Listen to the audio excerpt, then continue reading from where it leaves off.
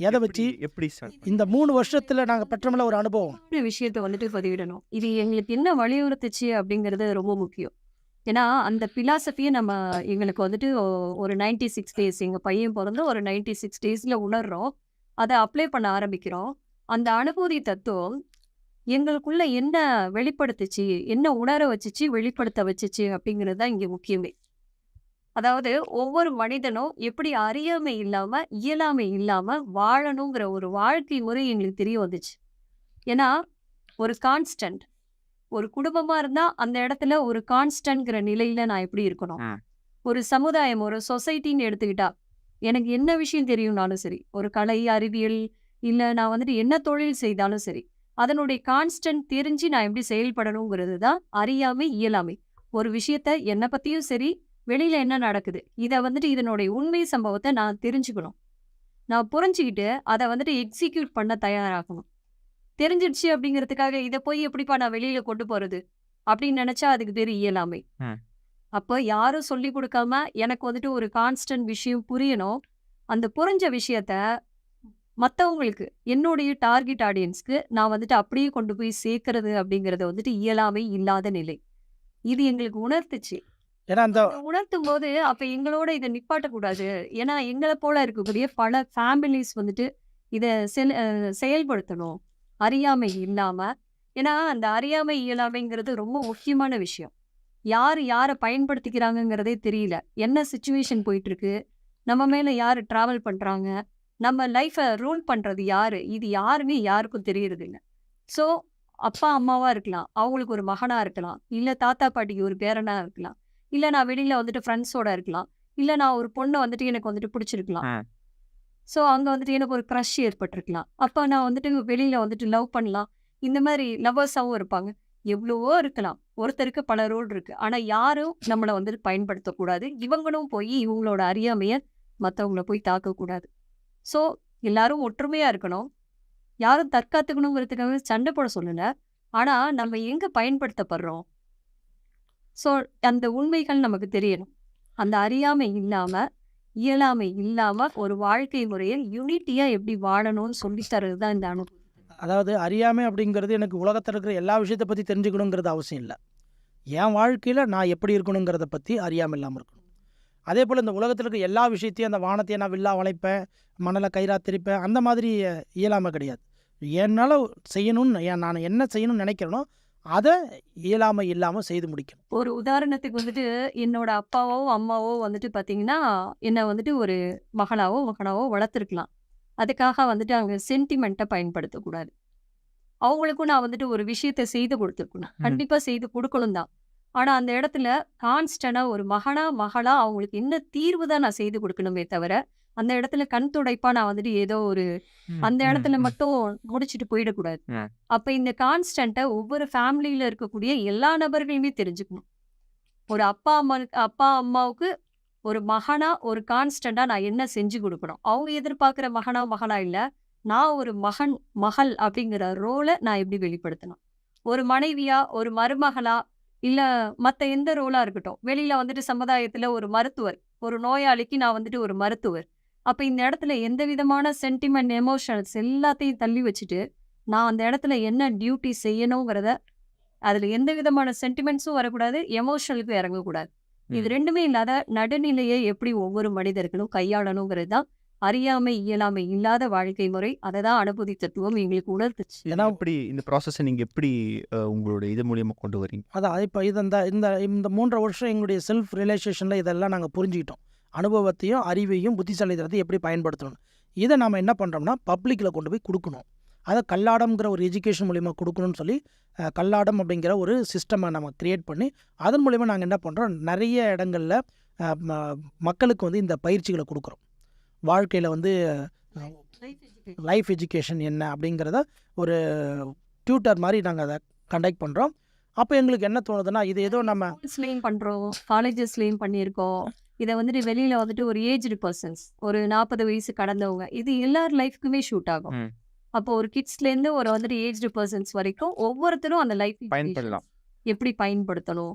அப்படின்ற மாதிரியான முயற்சிகள நாம என்ன பண்றோம், பேச்சு வழக்குல அவங்களுக்கு வந்துட்டு ஒரு இந்த லலாடம்ங்கிற அந்த கருவியை வந்து இயக்கக்கூடிய பயிற்சிகளை கொடுக்குறோம். லலாடம்ங்கிறது நம்முடைய 2 பக்க மூளைகள் இருக்கக்கூடிய அனுபவ அறிவையும் எப்படி சரிசமமாக பயன்படுத்தி தன்னுடைய புத்திசாலித்தனத்தை வெளிப்படுத்தணும் அப்படிங்கிறதுக்காக ஒரு ப்ராக்டிஸ். ஸோ இந்த லலாடம்ங்கிறது இந்த 2 கைகளை வந்து வச்சுக்கிட்டு எதிர் திசையில் நம்ம ரொட்டேட் பண்ணுறதன் மூலயமா நம்மளுடைய 2 மூளைகளும் சரிசமமாக இயங்கும். அப்படி இயங்குறதன் மூலயமா நம்மளுக்கு புத்திசாலித்தனம் வெளிப்படும் அப்படிங்கிறத நாங்கள் மக்களுக்கு பயிற்சியாக கொடுக்குறோம். ஆனால் அவங்களுடைய நோக்கம்லாம் என்ன இருக்குன்னா, நம்ம கொடுக்குற இந்த லைஃப் ஸ்டைலை வந்து புரிஞ்சுக்கிறத தாண்டி அவங்க எங்ககிட்ட வந்து எங்களை ஒரு குருமார்கள் மாதிரியும், எங்களை வந்து ஒரு அதிசய பிறவி மாதிரியும், தெய்வ பிறவி மாதிரியும் அவங்களாம் நினச்சிக்கிட்டு, ஐயா எங்களுக்கு இந்த பிரச்சனை இருக்குது, இதை தீர்த்து கொடுங்க, அதை தீர்த்து கொடுங்கன்னு கேட்க ஆரம்பிச்சிட்டாங்க. அப்போ நாங்கள் என்ன பண்ணோம், இது மாதிரி இருந்தால் சரிப்பட்டு வராது. இது மட்டும் இல்லாம அவங்களுக்கு இன்னொரு ஒரு சிக்கல் உருவாகிறத எங்களால வந்துட்டு அப்சர்வ் பண்ண முடியுது. என்னன்னா, நாங்க ஒரு 2 ஹவர்ஸ் எங்க கூட அவங்க ஸ்பெண்ட் பண்ற நேரத்துல நாங்க சொல்ற எல்லா விஷயத்தையும் அவங்களால பின்பற்ற முடியுது. ஆனா அவங்களோட ரெகுலர் லைஃப்ல போகும்போது இது எதையுமே அப்ளை பண்ண அடிப்படுது அவங்களுக்கு. அப்ளை பண்ண முடியலங்கிற விஷயத்த நாங்க வந்து புரிஞ்சுக்க ஆரம்பிக்கிறோம். அப்போ என்ன பண்ணுறாங்க, எல்லாத்துக்கும் எங்ககிட்ட வந்து லைஃப்பை லீட் பண்ணுறதுக்கு எங்களை கம்ப்ளீட்டாக பிலீவ் பண்ண ஆரம்பிச்சிட்டாங்க. அப்போ நாம் வந்து நம்மளுடைய நோக்கமே இங்கே மிஸ்மேட்ச் ஆகுதுன்னு சொல்லிட்டு, எப்போ நீங்கள் வந்து எங்களை ஏதோ ஒரு குரு மாதிரி, ஏதோ ஒரு தெய்வம் மாதிரி நீங்கள் நினைக்கிறீங்க. இடத்துல நீங்கள் வந்து ஆராய்ச்சி பண்ணீங்கன்னா தெரியும். இப்போ இந்த 4000 வருஷம் நம்ம கடந்து வந்திருக்கோம். அது எங்கே போகுதுன்னா, இவங்க எங்களை நம்பினாங்க, பிலீவ் பண்ணாங்க அப்படின்னா, இது எங்கே போகுதுன்னா, அந்த 2000 வருஷம் அந்த எழுத்து வழக்கம் அந்த மாற்றம் அதுக்கும் முன்னாடி போகுது. நம்மளை வந்து பழைய நிலைக்கு கொண்டு போயிடுறாங்க. ஒரு உருவ வழிபாடு வச்சு தெய்வமாக மதித்து குரு பக்தியோட பக்தி இலக்கியத்துக்கு கொண்டு போக ஆரம்பிச்சிட்டாங்க. நம்ம பக்தி இலக்கியத்தை கடந்து சங்க இலக்கியங்கிற 2000 வருஷத்தை கடந்து அடுத்து சித்த இலக்கியம் அப்படிங்கிற புத்திசாலித்தனத்தை நோக்கி மனித இனத்தை வழி நடத்தணுங்கிற ஒரு முயற்சியில் நாங்கள் இறங்குறோம். ஆனால் இவங்க என்ன பண்ணுறாங்க, எங்களை ஒரு ஒர்ஷிப் மெத்தடில், பக்தி மெத்தடில் எங்களை கொண்டு போக முயற்சி பண்ணுறாங்க. அப்போ நாங்கள் என்ன பண்ணுறோம், உடனே அனுபூதி அனுபவம் இந்த கல்லாடம்ங்கிறத ட்ராப் பண்ணிவிட்டு அனுபூதி அனுபவம்னு ஒன்று கொடுக்குறோம். இது ஏன்னா, நீ என்ன நினைக்கிற, நான் உன்னுடைய வாழ்க்கையில் உனக்கு ஏற்படக்கூடிய எல்லா புரிதலையும் எங்களுடைய அறிவு அனுபவத்தை தாண்டி புத்திசாலித்தனத்தை வச்சு உனக்கு வாழ்க்கைக்கு வழிகாட்டும் போது நீ என்னை டோட்டலாக டிபெண்ட் பண்ண ஆரம்பிச்சிடுற. நீ என்ன டிபெண்ட் பண்ணியிருந்தனா என் கடமையை என்னால் செய்ய முடியாது. அதே போல் உங்கள் ஒவ்வொருத்தரும் ஒரு கடமை இருக்குது.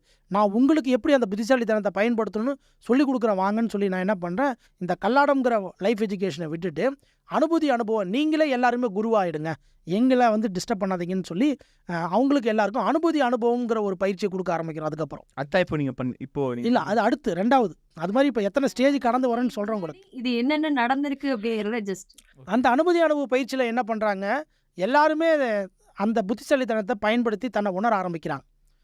நம்ம உணர்ந்த உடனே அவங்க என்ன பண்ணுறாங்கன்னா, தன்னுடைய குடும்பத்துக்குள்ளே தன்னை வந்து ஒரு பெரிய ஆள் மாதிரி காட்டிக்கிறாங்க. நான் புத்திசாலி, எனக்கு வந்து எல்லாமே தெரியும். அது உண்மைதான், எல்லாமே அவங்களால புரிஞ்சிக்க முடியும்.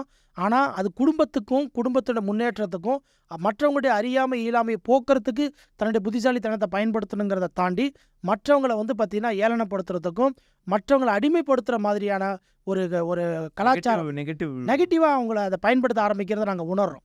ஓகே, அப்போது வந்து இதுவும் நம்மளுக்கு செட் ஆகாது, இதுவும் நம்ம இதுலேயும் நாங்கள் தோத்துட்டோம் அப்படின்னு சொல்லிட்டு நம்ம என்ன பண்ணுறோம், அடுத்த ஒரு இனிஷியேட் பண்ணுறோம். என்ன பண்ணுறோம், முதல்ல மக்கள்கிட்ட ஒற்றுமை இல்லை, குடும்பம்ங்கிறதுக்குள்ளே ஒற்றுமை இல்லை, ஏற்றத்தாழ்வு இருக்குது, கணவன் மனைவிக்குள்ளே ஏற்றத்தாழ்வு இருக்குது, குழந்தைகள்கிட்ட நீ என்னடா குழந்தை, நீ சின்ன பையன், உனக்கு என்ன தெரியும்னு சொல்கிறது, வயசாகிட்டா பெரியவங்க உங்களுக்குலாம் ஒன்றும் தெரியாது, நீங்கள் அவுடேட்டுன்னு சொல்கிறது.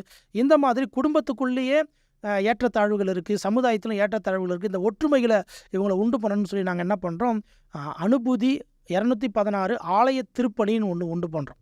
ஏன்னா தமிழ்நாடு முழுக்க மக்களுக்கு வந்து ஒற்றுமையை உண்டு பண்ணணும். இவங்களுக்கு வந்து மனித இனத்தை பற்றின ஒரு முக்கியத்துவமே தெரியலை, மனித இனத்தினுடைய நோக்கமே இவங்களுக்கு புரியலை.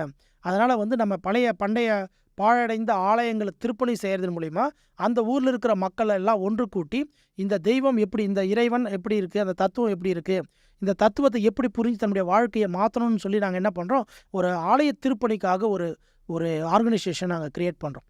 அதன் மூலிமா நாம் என்ன முயற்சி பண்ணுறோம்னா, உயிரெழுத்து 12 மெய்யெழுத்து 18, இந்த உடலும் உயிரும் எப்படி இணைந்து உயிர்மெய் எழுத்தாக 216 எழுத்தாக இருக்குது. அந்த 216 எழுத்தும் உயிரும் மெய்யும் சேர்ந்த உயிர்மெய் எழுத்துக்கள். இப்போ உயிரெழுத்து 12 இருக்குது, ஆலிருந்து அவு வரை. அதே போல் மெய்யெழுத்து எடுத்துட்டிங்கனாக்கா இக்குலேருந்து இன்னும் வரைக்கும் இருக்குது. இது ரெண்டும் சேர்ந்தோம்னா காலிருந்து நவ் வரைக்கும் நம்மளுக்கு 216 உயிர்மெய் எழுத்து இருக்குது. இந்த உயிர்மெய் எழுத்துக்கள் தான் ஒரு சொற்றொடர் அமைக்க உதவுமே தவிர வெறும் உயிரெழுத்து வெறும் மெய்யெழுத்து வச்சு நம்மளால் எந்த ஒரு சொற்றொடர் அமைக்க முடியாது. அப்போது ஒரு தமிழில் ஒரு சொற்றொடர் ஒரு பொருளை விளக்குவதற்கு எப்படி உயிர்மை எழுத்துக்கள் பயன்படுதோ அப்படி ஒவ்வொரு மனிதரும் உயிரையும் உடலையும் பயன்படுத்தி புத்திசாலித்தனத்தின் மூலிமா செயல்படணுங்கிற தத்துவ விளக்கத்தை கொடுக்கணும்.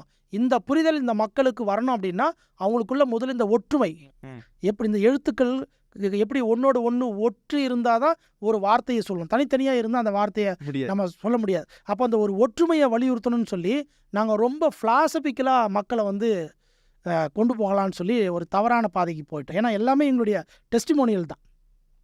அப்படி போகும்பொழுது இந்த மக்கள் எல்லாம் ஒற்றுமையாக வராங்க. இவர் சுவாமி வந்து நமக்கு ஆலயம் திருப்பணி செய்து தரேன்னு சொல்கிறாரு. ஆலயத்துக்காக ஆலயத்தினுடைய தத்துவத்தை எடுத்து சொல்கிறாரு. ஆலயம் வந்து எப்படி இருக்குது, ஆலயத்தினுடைய அந்த தத்துவம் என்ன, அதில் எப்படி உயிர் உடல் எப்படி இணைந்து உயிர்மையாக எப்படி அந்த கோயில் செயல்படுது, இந்த மாதிரி ஒவ்வொரு மனிதர்களும் தன்னுடைய உடலையே எப்படி ஆலயமாக மாற்றி தன்னுடைய உடலையும் உயிரை எப்படி இயக்கணும்னு நாங்கள் விளக்கம் கொடுக்கும் பொழுது இவங்களுக்கு என்ன புரியுது அப்படின்னா, நான் ஏதோ கோயில் கட்டி கொடுக்கறதுக்காக மட்டுமே அந்த மாதிரி நினச்சிக்கிட்டு நாங்கள் சொல்கிற தத்துவத்தை புரிஞ்சுக்கிறதுலேருந்து அவங்க விலகி போகிறாங்க. அப்போது அங்கே ஒற்றுமையின்மை மக்கள்கிட்ட ஒற்றுமையின்மையை பார்க்குறோம். அதாவது முதல்ல கல்லாடம் மூலிமா நாங்கள் ஒரு லைஃப் எஜுகேஷன் கொடுக்க போனால் எங்களை குருவாக பார்த்தாங்க. அனுபவங்கிற பயிற்சி மூலிமா நான் குரு இல்லைப்பா, எல்லாருக்கும் இந்த உலகத்தில் மனிதனுக்கு குருன்னு ஒன்று கிடையாது, குருங்கிறது உங்களுடைய புத்திசாலித்தனம் தான், நீ தான் உனக்கு குரு அப்படின்னு சொல்கிற. அப்போ அதில் ஆணவம் அகங்காரம் வெளிப்படுறத பார்க்குறோம். அதுக்கப்புறம் ஆலய திருப்பணி மூலிமா மக்கள்கிட்ட ஒற்றுமையை உண்டு பண்ணலான்னு பார்க்கும் பொழுது அவங்களுக்கு வாழ்க்கையில் ஒற்றுமை இல்லை. மக்கள்கிட்ட ஒருத்தருக்குள்ள கருத்து வேறுபாடுகள் அதிகமாக இருக்கிறத நாங்கள் பார்க்குறோம். சரி, இதுலேயும் சரிப்பட்டு வரல, நம்ம என்ன பண்ணுவோம், அரசமைப்பின்பால் அரசாங்கத்தின் மூலிமா சில திட்டங்களை வகுத்து நம்ம மக்களுக்கு கொடுப்போம் அப்படின்னு சொல்லிட்டு எங்களுடைய தத்துவத்தின்பாலும் இந்த ஒரு 2 வருஷம் 3 வருஷம் ஜேர்னியில் எங்களோட பயணம் பண்ண நிறைய நன்கொடையாளர்கள் எங்ககிட்ட அறிமுகமாகறாங்க. எங்களுடைய தத்துவங்களை எங்களுடைய ஃபிலாசபியை புரிஞ்சு நாங்கள் ஒரு மனித இனத்தினுடைய முன்னேற்றத்துக்காக உழைக்கிறதையும் அடுத்த ஒரு 2000 வருடத்திற்கு மனித இனம் எப்படி இருக்கணுங்கிறத பற்றி புரிஞ்சுக்கிறத பார்த்து எங்கள் மீது ஈர்ப்பட்ட நிறைய அருள்நிதி நன்கொடையாளர்கள், நீங்கள் ஒரு மனித இனத்தை கம்ப்ளீட்டாக ஒரு எவால்வ் பண்ணுறதுக்கு உண்டான ஒரு ஆர்கனைசேஷன் நீங்கள் செட்டப் பண்ணுங்கள், நாங்கள் உங்களுக்கு அது தேவையான நிதி கொடுக்குறேன்னு வரும்பொழுது எங்களுக்கு நிதிச்சுமை இன்றி இந்த மனித இனத்தை கட்டமைக்கிறதுக்கு உண்டான ஒரு ஃப்ரீடம் எங்களுக்கு கிடைக்கிது. அப்போ நாங்கள் என்ன பண்ணுறோம், திருவாகிய நான் அப்படிங்கிற ஒரு அரசியல் கட்டமைப்பை உருவாக்குறோம், ஒரு ஆர்கனைசேஷனை உருவாக்குறோம் சமாஜத்திலேயே. அது ஒரு ஆர்கனைசேஷன். அதுக்கப்புறம் 4வது கட்டமைப்பு அந்த அனுபூதி சமாஜம், அந்த மிஸ்டரை திருவாகிய நான்கிற ஒரு கட்டமைப்பு. இதில் கிராமம் முழுக்க மக்களுக்கு என்ன தேவைகள் இருக்குது, என்னென்ன பிரச்சனைகள் இருக்குது, அதாவது அரசாங்கம் வந்து ரோடு போடுறது, குடிநீர் வசதி, மின்சார வசதி, சாலை, பஸ்ஸு, மருத்துவ வசதி இதெல்லாம் பார்த்துக்கும். ஆனால் அதெல்லாம் வந்து உள்கட்டமைப்பு வசதிகள். ஆனால் ஒரு மனிதனை கட்டமைக்கணும்ல, இதை எல்லாத்தையும் பயன்படுத்தணும். ஒரு சாலையில் போனோம்னா விதியை மதிக்கணும், ஒரு பள்ளிக்கூடத்தில் போய் அறிவை வளர்க்கணும், தனக்கு ஒரு சுகாதாரமான ஒரு வீட்டை வந்து பாதுகாக்க தெரியணும், குப்பைகளை கூட தனித்தனியாக எது மக்காத குப்பை எது மக்கு பிரித்து போடுற ஒரு அறிவையாவது நம்ம வளர்க்கணும். அப்படியே ஒரு மனிதனை வந்து ஒழுங்குபடுத்துறதுக்கு ஒரு திட்டங்களை நம்ம உருவாக்குவோம் அப்படின்னு சொல்லிட்டு நாங்கள் என்ன பண்ணுறோம், அரசாங்கம் இன்ஃப்ராஸ்ட்ரக்சர் டெவலப்மெண்ட்டை பார்க்கட்டும், மேன் பவர் டெவலப்மெண்ட்டுக்கு அரசாங்கத்தால் கவனம் செலுத்த முடியாது. அதனால் மேன் பவர் டெவலப்மெண்ட் பண்ணுறதுல நம்ம கவனம் செலுத்தணும்னு சொல்லி எல்லா கிராமங்கள் தோறும் நாங்கள் என்ன பண்ணுறோம், மக்கள்கிட்ட இருக்கக்கூடிய பிரச்சனைகள் என்ன, அவங்களுடைய அடிப்படை உரிமைகளையும் கடமைகளையும் அவங்க எந்த அளவுக்கு புரிஞ்சிருக்கிறாங்க, அரசமைப்பை எந்த அளவுக்கு புரிஞ்சிருக்கிறாங்க, இந்த நாட்டில் அவங்களுக்கு எப்படி ஒரு குடிமகனாக தன்னுடைய அதிகாரங்களை தன்னுடைய உரிமைகளை அவங்க பயன்படுத்துகிறாங்கிறத ஆராய்ச்சி பண்ணுறதுக்காக திருவாகிய நான் அப்படிங்கிற ஒரு அரசியல் கட்டமைப்பை உருவாக்கி ஒவ்வொரு தொகுதி வாரியாக வேட்பாளர்களை நாங்கள் நியமனம் பண்ணி அவங்க எப்படி சுயேட்சையாக பங்கெடுக்கணும், சுயேட்சையாக வேட்பாளராக களமிறங்கிறதுக்கு முன்னாடி ஒவ்வொரு கிராமங்களையும் ஒவ்வொரு வார்டுலேயும் வசிக்கக்கூடிய மக்களுடைய அடிப்படை பிரச்சனைகளையும் அவங்களுடைய உரிமைகளையும் எப்படி வந்து சட்டமாக இயற்றணும், எப்படி மக்களுடைய கிரீவன்ஸ் வந்து ஒரு மாவட்ட ஆட்சியர் அலுவலகத்துக்கு வந்து மாவட்ட ஆட்சியரால் தீர்க்கப்படாத பிரச்சனைகள் என்னென்னலாம் இருக்கோ அதெல்லாம் எப்படி கலெக்ட் பண்ணி அதை எப்படி ஒரு சட்ட மசோதாவாக வரையறை செய்து அதை லா கமிஷன் ஒன்று இருக்குது நம்முடைய மாவட்டத்தில் எடுத்தீங்கன்னாக்கா பெட்டிஷன் கமிட்டின்னு இருக்கும், பார்லிமெண்ட்டில் போனீங்கன்னாக்கா பார்லிமெண்ட் ஸ்டாண்டிங் கமிட்டின்னு ஒன்று இருக்கும். அந்த கமிட்டிக்கு நம்ம ஒரு ப்ரப்போசல் அனுப்பணும் அப்படின்னா அவங்க அந்த நிலைக்குழுவுக்கு அனுப்பி அந்த நிலைக்குழுவில் அதை ஒரு சட்ட மசோதாவை உருவாக்கி நாடாளுமன்றத்தில் விவாதத்தில் கொண்டு வந்து சட்டமாக இயற்றி சட்டத்தின் மூலியமாக மக்களுக்கு அந்த திட்டங்களை வகுப்பாங்க. இதெல்லாம் எப்படி இன்ஃப்ராஸ்ட்ரக்சர் கிரியேட் பண்ணணும், ஹியூமன் எம்பவரை மனித வளத்தை மேம்படுத்துறதுக்கு எப்படி நாம் வந்து சட்டங்கள் இயற்றணும் அப்படிங்கிறத குறித்து நாங்கள் என்ன பண்ணோம், இந்த திருவாகி நான்கிற கட்டமைப்பு மூலிமா கம்ப்ளீட்டாக நம்முடைய அரசியலமைப்பு சட்டத்தை அனாட்டமி பண்ணிட்டோம். அடிப்படை உரிமைகள் என்ன சொல்லுது, மனிதனுடைய கடமைகள் என்ன சொல்லப்பட்டிருக்கு, மனிதனை எப்படி மேம்படுத்துறதுக்கு எப்படி இந்த இயற்கை வளங்களை கனிம வளங்களை பயன்படுத்தணுங்கிறத பற்றி எல்லாம் நம்மளுடைய அரசியலமைப்பு அவ்வளோ தெளிவாக ஒரு பகவத்கீதையிலையோ ஒரு குரான்லேயோ ஒரு பைபிளில் சொல்லப்பட்டதை விட நுணுக்கமாக ஒரு மனிதனுடைய பரிணாமத்தை குறித்து நம்முடைய அரசியலமைப்பை வடிவமைத்த நம்முடைய ஆட்சியாளர்களும் நம்முடைய தலைவர்களும் உருவாக்கி இருக்கிறத பார்க்கும்போது நாங்கள் மெய் சிலிர்த்து போயிட்டோம். இந்த அளவுக்கு ஒரு இறைமைத்தன்மை கொண்ட ஒரு அரசியலமைப்பு நம்மக்கிட்ட இருக்கும்பொழுது இதை வைத்து கண்டிப்பாக இந்த மனித இனத்தை முன்னேற்ற முடியுங்கிற ஒரு பேர் ஆர்வத்தோடு நாங்கள் என்ன பண்ணோம், இந்த கட்டமைப்பை தமிழ்நாடு முழுக்க கொண்டு போனோம். ஆனால் மக்களுக்கு திட்டங்கள் கொடுங்க, ஆனால் நாங்கள் பரிணாமத்துக்கு தயாரில்லை. ஏன்னா அவங்களுக்கு அதில் ஊழல் லஞ்சம் அவங்களுக்கு புரை ஓடி போயிடுச்சு. எனக்கு என்ன கிடைக்கும், அதே அவங்களுக்கு பழகி போச்சு. அவங்களால என்ன பண்ண முடியும்னா ஒரு சட்டப்படி ஒரு விஷயம் தன்னுடைய ஒரு அடிப்படை தேவைகளை கூட எப்படி அணுகணும்னு தெரியல, ஒரு பப்ளிக் கிரீவன்ஸ் எழுத தெரியல, ஒரு பிரச்சனைன்னு வந்தால் அந்த பிரச்சனையை ஒரு காவல்துறையை அணுகி எப்படி அதுக்கு தீர்வு காணணும், ஒரு நீதிமன்றத்துக்கு எப்படி அணுகி தீர்வு எப்படி காணணும், எப்படி ஒரு அரசு அலுவலகர்களை போய் வேலை வாங்கணும், எதுவுமே இவங்களுக்கு தெரியல. இவங்க என்ன நினைக்கிறாங்கன்னா போலீஸை கண்டா பயம் வருது, கோர்ட் அப்படின்னா எங்கே நம்மளை ஜெயிலில் போட்டுருவாங்கன்னு பயம் இருக்குது, அரசு ஊழியர்களுக்கு போனால் எங்கே நம்மளுக்கு நீதி கிடைக்குமோ கிடைக்காதங்கிற எல்லா இடத்துலையும் இவங்களுக்கு பார்த்திங்கன்னா பயமும் பதட்டமும் மக்கள்கிட்ட இருக்கிறத இந்த கட்டமைப்பு மூலிமா நாங்கள் உணர்கிறோம். அப்போது அரசு இயந்திரம் சரியாக இருந்தாலும் அதை பயன்படுத்தி கொள்ளக்கூடிய ஒரு பக்குவமும் புரிதலும் மக்கள்கிட்ட இல்லைங்கிறத நாங்கள் புரிஞ்சுக்கிறோம். அப்போ அருமையான அரசமைப்பினுடைய கட்டமைப்பு, ஆனால் மக்களுக்கு புரிதல் இல்லை. மக்களுக்கு புரிதல் இல்லாததுனால அதை புரிஞ்சவங்க அரசியல்வாதிகளாகவும் அரசியல் தலைவர்களாகவும் அரசு அதிகாரிகளாகவும் என்ன பண்ணுறாங்கன்னா அவங்களால முடிஞ்ச அளவுக்கு அவங்களுடைய வேலைகளை செய்கிறாங்க, முடியாத அளவுக்கு மக்களுடைய அறியாமை இல்லாமை பயன்படுத்தி என்னமோ பண்ணுறாங்க. இது இப்போ ஊழலும் இதுவும் இங்கே அதிகமாக இருக்கிறத நம்ம பார்க்குறோம். பட் நம்ம அதுக்குள்ளே நாங்கள் போகல.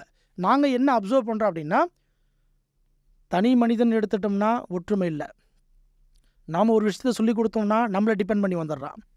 உனக்கு எல்லாம் புரியும்னு சொன்னால் அங்கே ஆணவ அதிகாரம் வந்துடுது. ஒரு ஒற்றுமையை உருவாக்கணும்னு கேட்டால் அங்கே போட்டி பொறாமைகள் வந்துடுது. அரசமைப்பை ஒபே பண்ணணும் அப்படின்னா ரூல்ஸை மதிக்கிறதுக்கு ரொம்ப கஷ்டமாக இருக்குது. தன்னுடைய அடிப்படை தேவை என்ன, அதை எப்படி சட்ட ரீதியாக ஒரு பிரச்சனைக்கு தீர்வு காணணுங்கிற வழிமுறைகள் தெரியல.